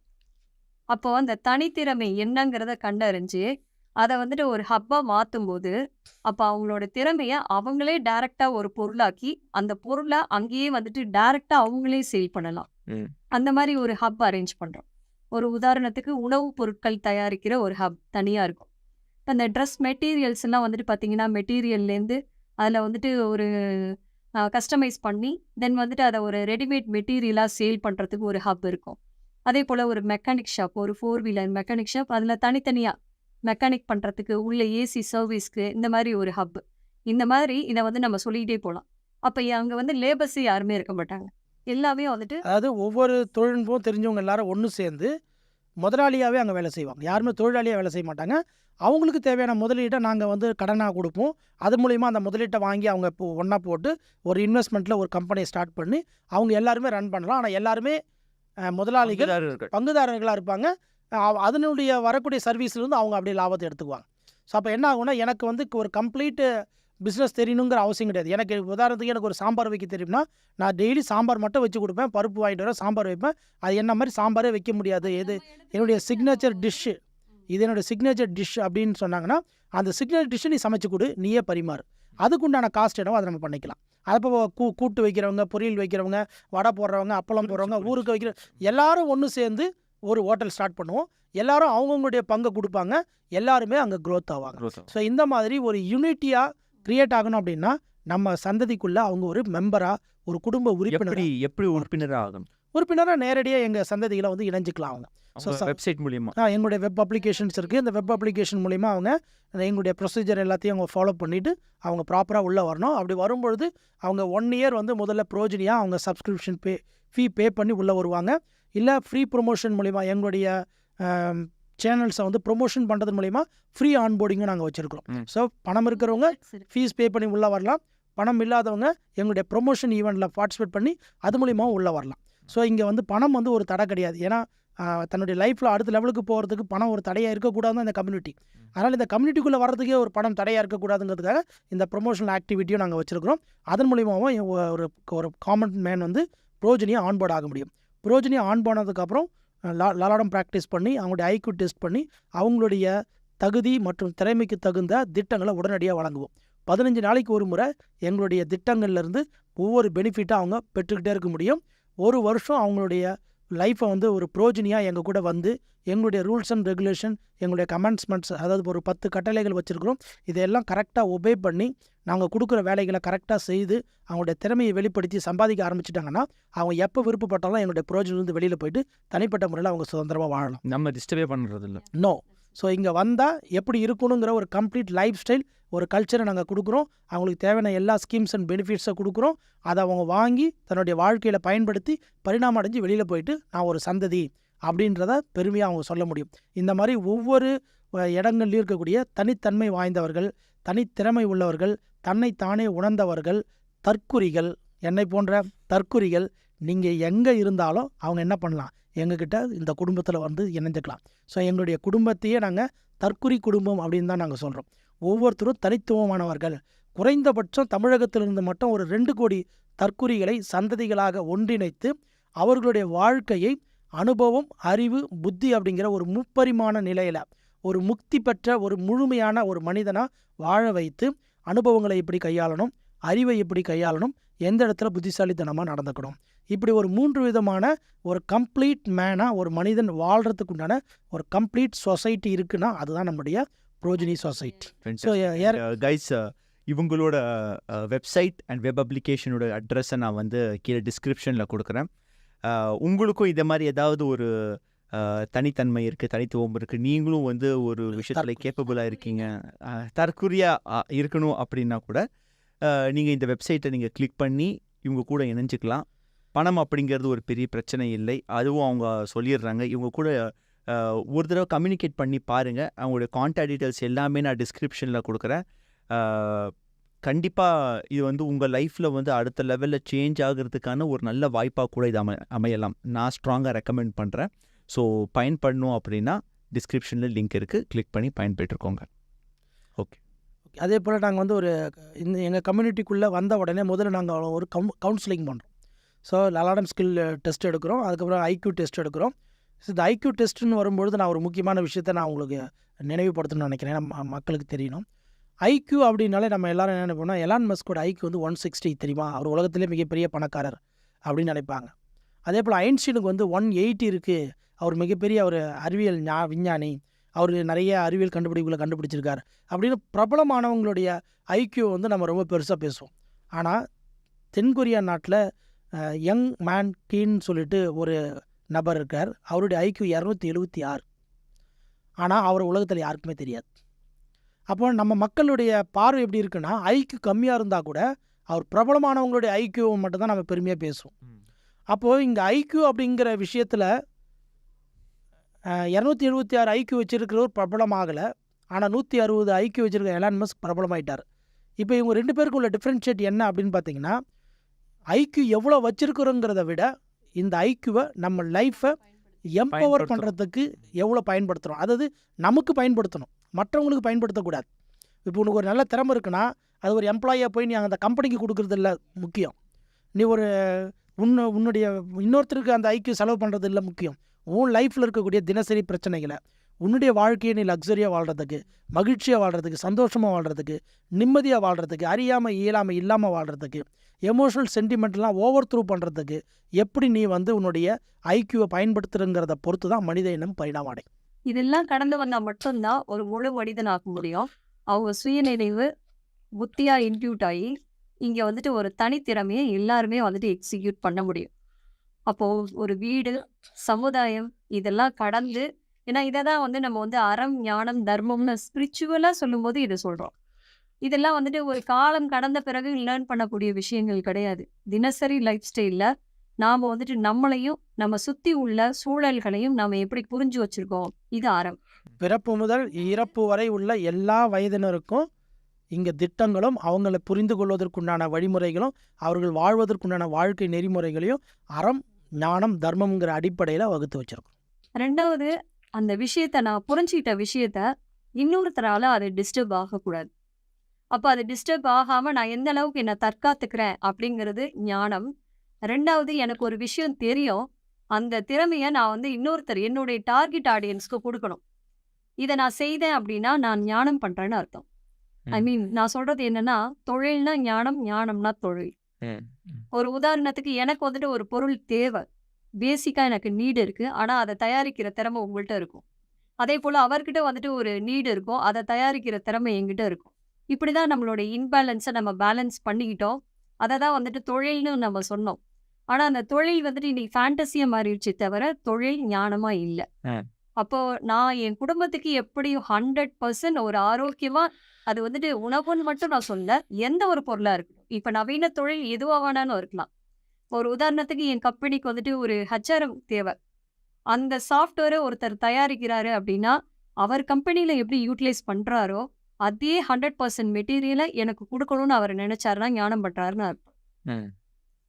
ஸோ இந்த தொழில் வந்துட்டு ஞானமாகணுங்கிறதுக்காக தான். ஏன்னா நம்ம வந்துட்டு இந்த 9 திட்டமும் அதுக்காக தான் இந்த பிஸ்னஸாக நம்ம வந்துட்டு ப்ரைவேட் லிமிட்டடாக கொண்டு வந்திருக்கோம்.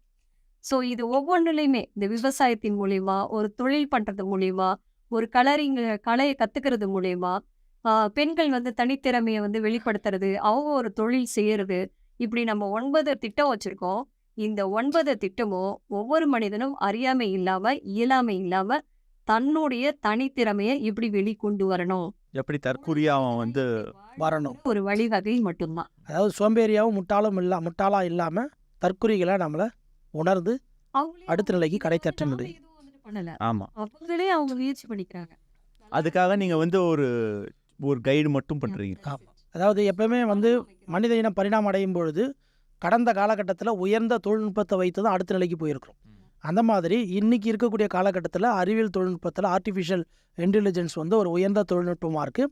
இந்த ஆர்டிஃபிஷியல் இன்டெலிஜென்ஸை பயன்படுத்தி தான் மனித இனம் அடுத்த 2000 ஆண்டுகள் பயணிக்க போகிறோம். அப்போ இந்த ஆர்டிஃபிஷியல் இன்டெலிஜென்ஸை நாங்கள் இங்கே விர்ச்சுவல் டிவைன் ஸ்டுடியோ மூலிமாவும் எங்களுடைய சாட்பாட் மூலிமாவும் கம்ப்ளீட்டாக க்ரௌட் மேனேஜ்மெண்ட்டுக்காகவும் டேட்டா சயின்ஸ் மேனேஜ்மெண்ட்டுக்காகவும் வச்சுருக்கிறோம். ஸோ இதன் மூலிமா ஒவ்வொருத்தரையும் கம்ப்ளீட்டாக அனலைட் பண்ணி அவங்களுடைய லைஃபுக்கு இன்றைக்கி இருக்கக்கூடிய பிரச்சனையை தீர்க்கிறதுக்கு எக்ஸாக்ட் சொல்யூஷனை கொடுத்து அதன் மூலிமா நம்ம அவங்கள எம்பவர் பண்ணுறோம். ஸோ அப்போ இங்கே எங்கேயுமே வந்து யார்கிட்டையும் தப்பு நடக்கிறதுக்கே வேலை கிடையாது. ஸோ இங்கே வந்து ரூல்ஸ் வயலேட் பண்ண முடியாது, இங்கே இல்லீகல் ப்ராக்டிஸ் பண்ண முடியாது, லஞ்சம் கிடையாது, முறைகேடான பழக்க வழக்கங்கள் எதுவுமே இங்கே பண்ண முடியாது. ஏன்னா நம்முடைய அரசியலமைப்பு சட்டத்தில் என்னென்னலாம் வழிமுறைகள் சொல்லப்பட்டிருக்கோ அதையே நாங்கள் ஒரு 10 கமெண்ட்ஸ்மெண்ட்டாக நாங்கள் வகுத்து வச்சுருக்கிறோம். 10 கட்டளைகள். இந்த 10 கட்டளைகளை கரெக்டாக ஒபே பண்ணி ஒரு மனுஷன் எங்ககிட்ட சந்ததியாக வந்து இணைந்து ஒரு வருஷம் எங்ககிட்ட ட்ராவல் பண்ணாங்க அப்படின்னா கம்ப்ளீட் ஒரு என்லைட்மெண்ட்டாக மாறிடுவார். அவங்கள கம்ப்ளீட்டாக எஜுகேட் பண்ணி எம்பவர் பண்ணி என்லைட் பண்ணி. இதில் இன்னொரு ஒரு ஷூரிட்டியை நல்லா கொடுக்க முடியும். ஒரு கவர்மெண்ட் எதிர்பார்க்கக்கூடிய, நம்ம இந்திய அரசாங்கம் எதிர்பார்க்கக்கூடிய ஒரு நபராக நம்ம கம்யூனிட்டியில் இருக்கக்கூடிய பீப்புள்ஸை எங்களால் உண்டு பண்ண முடியும் அப்படிங்கிற ஒரு ஷூரிட்டியை நல்லா கொடுக்க முடியும். ஏன்னா இன்னைக்கு அரசாங்கம் வந்துட்டு எவ்வளவோ வேலை திட்டங்கள் கொடுக்குறாங்க, லோன் ப்ரொவைட் பண்ணுறாங்க, எல்லாம் பண்ணுறாங்க. ஆனால் பயனாளிகள் அதை பயன்படுத்திக்க தெரியல.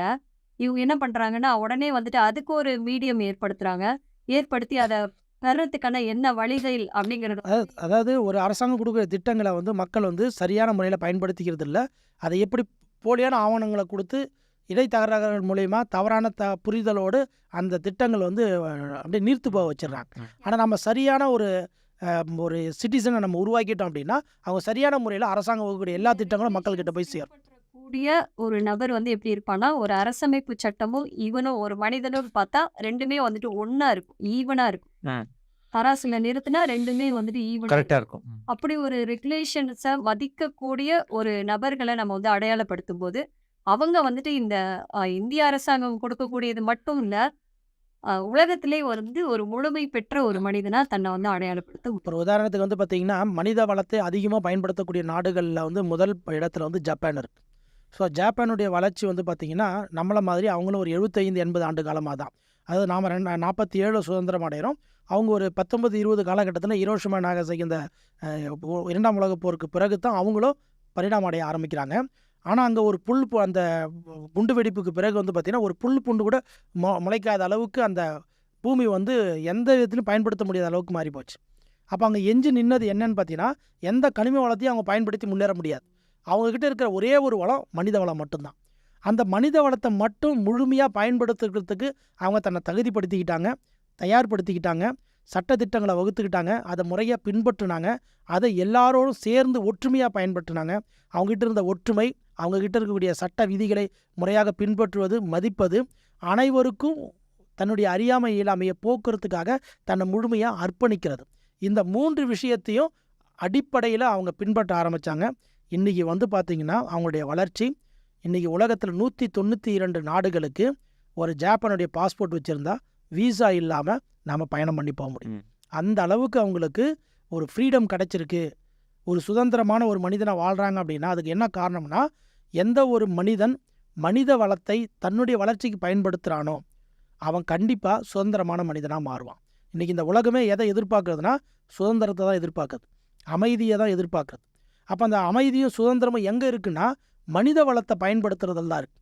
இன்றைக்கி நம்ம நாடுகள் வந்து பார்த்திங்கன்னா மாநிலங்களாக பிரிஞ்சு ஒவ்வொரு மாநில ஆட்சியாளர்களும் சரி, அதிகாரிகளும் சரி, இந்தியாவினுடைய ஆட்சியாளர்களும் அதிகாரிகளும் சரி, இந்த நாட்டை வந்து எப்படியாவது முன்னேற்றணும், அடுத்த நிலைக்கு கொண்டு போகணுங்கிறதுக்காக நிறைய திட்டங்கள், கொள்கைகளை வகுத்து நாட்டு மக்களுக்கு கொடுக்குறாங்க. ஆனால் அதை முழுமையாக பயன்படுத்தி கொள்ளக்கூடிய அளவுக்கு மனித வளத்தை மேம்படுத்துவதில் நாம் அந்த அளவுக்கு கவனம் செலுத்தலையோ அப்படிங்கிற ஒரு ஐயப்பாடு எங்களுக்கு இருக்குது. அந்த இடத்துல தான் நாங்கள் வந்து ஒரு அரசால் அங்கீகரிக்கப்பட்ட ஒரு நிறுவனமாக இருந்து நாங்கள் என்ன பண்ணுறோம்னா, அரசினுடைய அந்த முயற்சிக்கு மக்களை தயார்படுத்துறதுக்கு, மனித வளத்தை மேம்படுத்துறதுக்கு எங்களால் முடிந்த முழு கட்டமைப்பை உருவாக்கி இந்த நாட்டுக்கு நாங்கள் இந்த நிறுவனத்தின் மூலிமா அர்ப்பணித்திருக்கிறோம். அதனால் நாட்டு மக்கள் அனைவருமே எங்களிடம் சந்ததியாக இணைய முடியும். இதை முதல் கட்டமாக தமிழகத்தில் இருந்து மட்டும் ஒரு 2 கோடி பேரை சந்ததிகளாக இணைத்து, அதாவது எங்களுடைய பாஷையில் சொல்லப்போனால் தற்குறிகளை சந்ததிகளாக இணைத்து, தனித்துவமானவர்களை தன்னிகரற்ற மனிதர்களாக முன்னேற்றி, அதன் மூலமாக இந்திய நாடு முழுவதும் எங்களுடைய கிளைகளை நாங்கள் அடுத்த நிதியாண்டில் விரிவுபடுத்த திட்டமிட்டிருக்கோம். அதற்கு முதல்ல இந்த சிஸ்டத்தை தமிழகத்தில் வெற்றி அடைய செய்யணும். இந்த தமிழகத்தில் இந்த சிஸ்டம் வெற்றி அடையணும்னா உங்களை போன்றவங்களுடைய முன்னெடுப்புகள், பகிர்தல் நிச்சயம் மக்களிடம் கொண்டு போய் இந்த விஷயங்களை கொண்டு போய் சேர்க்கும். இந்த கம்யூனிட்டி பற்றின ஒரு அவேர்னஸ் மக்களுக்கு கிடைக்கும்.